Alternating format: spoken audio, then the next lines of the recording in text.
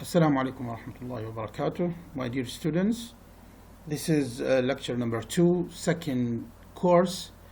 If you remember the last lecture, we stopped at discussing the case of having E and U, which are the close, front, and back vowels.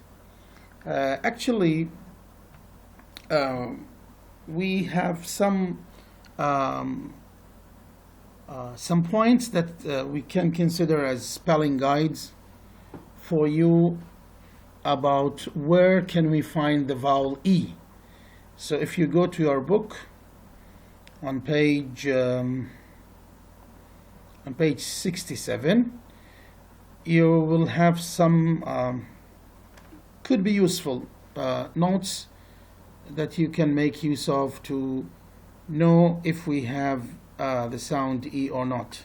Look, the first one is in word final position, words spelling or spelt with Y, just like happy, valley. Look, here we have the short vowel, the close front vowel E. The second is in a prefix such as those spelt in re, pre, d, if it precedes a vowel, like react, create, okay? The third case is that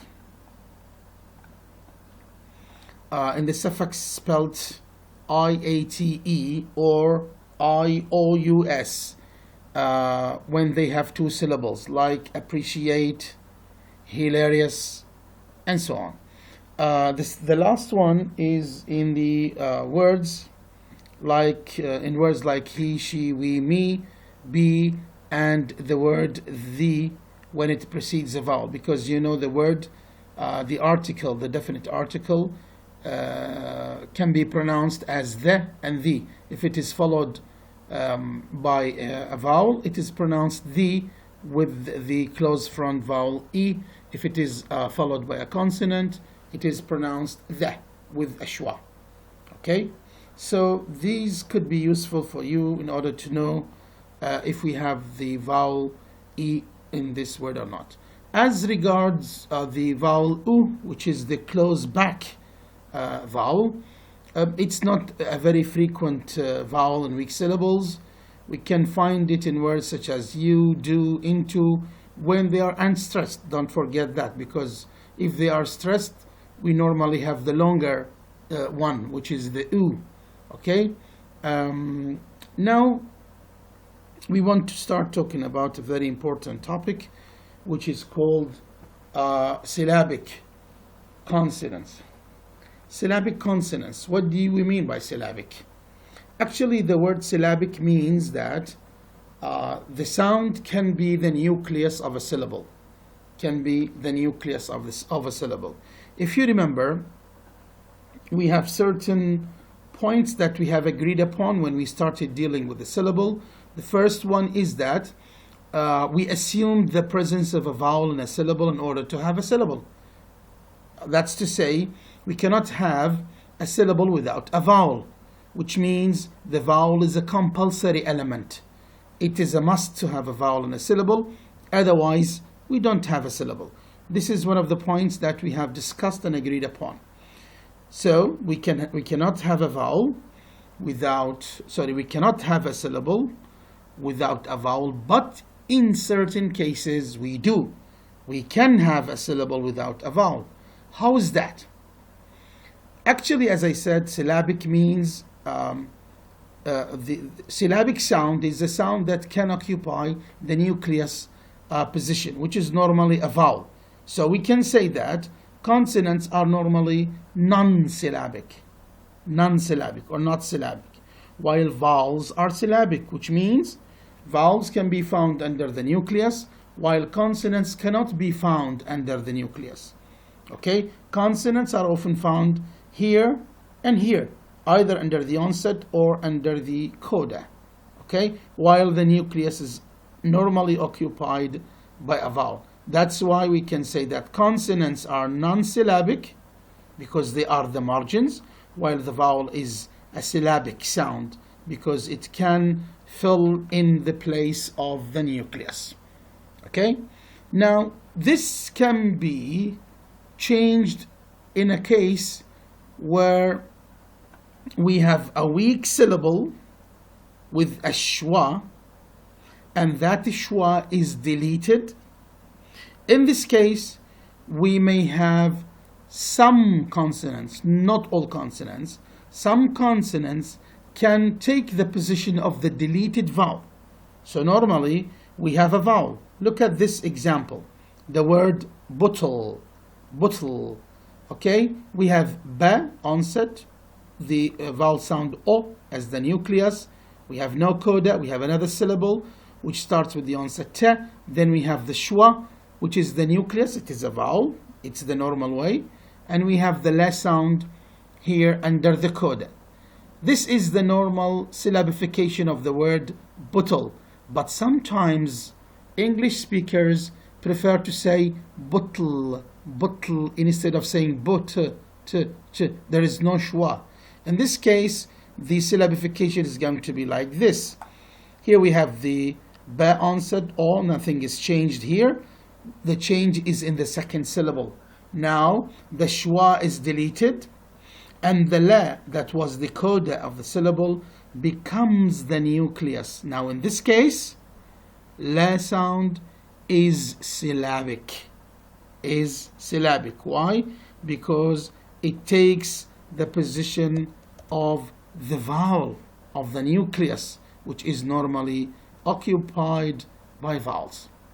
Okay? In this case, there will be no coda, no more coda, because the coda has become the nucleus of the syllable. This is what we mean by syllabic, non-syllabic. Normally, vowels are syllabic. Look, here we have a vowel, here we have a vowel, here we have a vowel. But sometimes some consonants, not all of them, can be syllabic.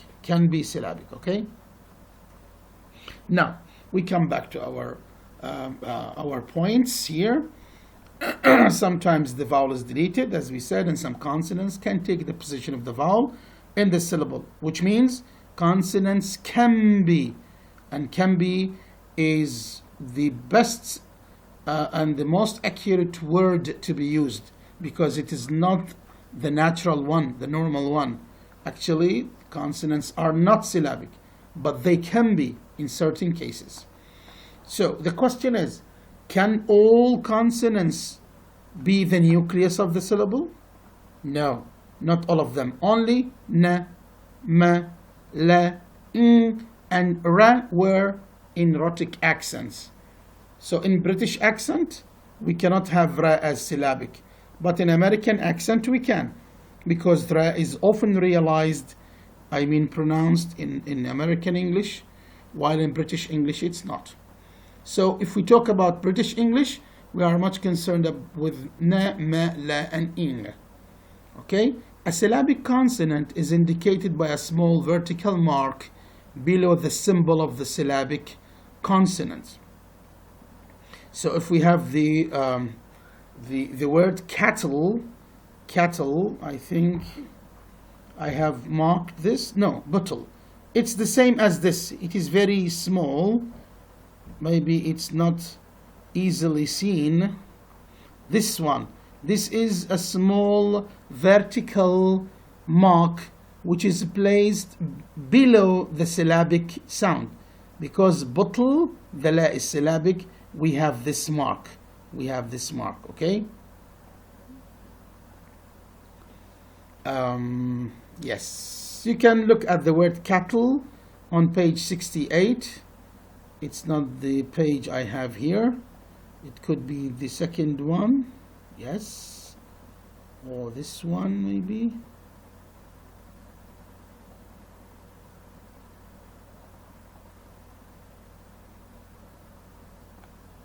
This is syllabic la. Okay. Yeah, this is the word cattle. Let me maximize the... Yeah.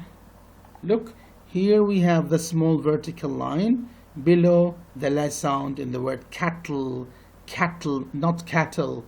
The schwa has been deleted. Okay? So, syllabic la is the most noticeable example of the syllabic consonants in English.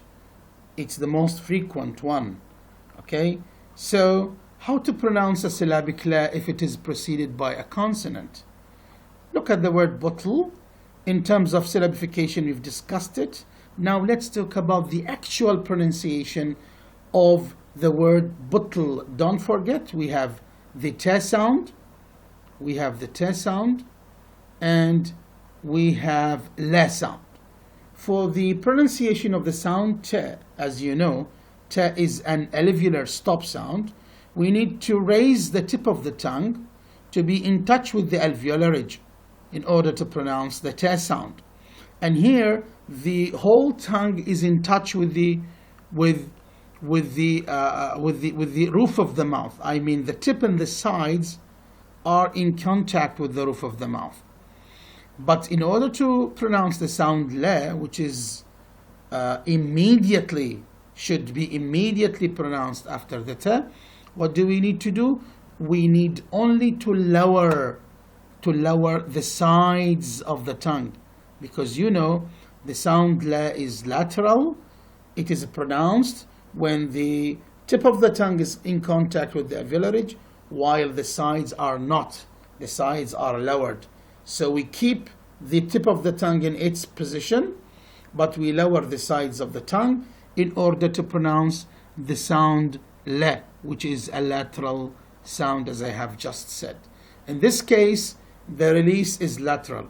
What is a release? If you remember, whenever we have a stop sound, we should have a closure phase, then a release phase. The closure phase is made between the tip of the tongue and the alveolar ridge.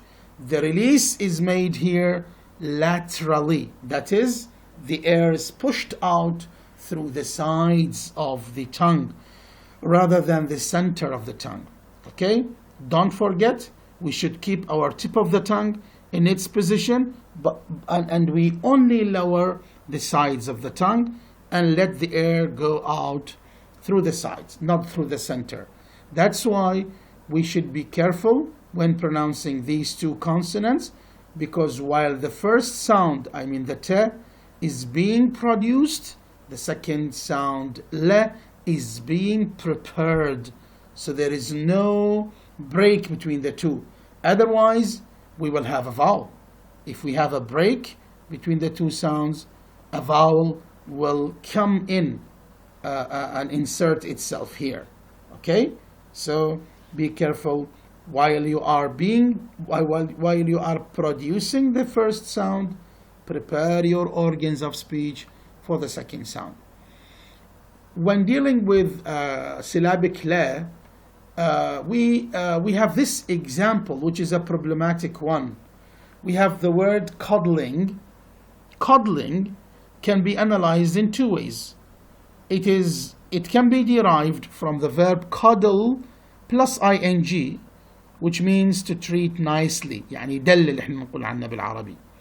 Here we have a deleted schwa, and the sound la is syllabic. Coddling. Coddling. While in the second one, we don't have a deleted schwa, and we have no syllabic consonant. La. There is no schwa, because this option is derived from the word cod, which is a small fish. I think it's called al-qad, and plus ling. So the way the word is derived is very important. So people might mix between the two examples. Is it coddling to mean coddle plus ing, or cod plus ling? We need to be careful here. In this case, we have a deleted schwa and a syllabic consonant. Here we don't have a deleted schwa and we don't have a syllabic consonant. Okay, this is all about the pronunciation of syllabic la.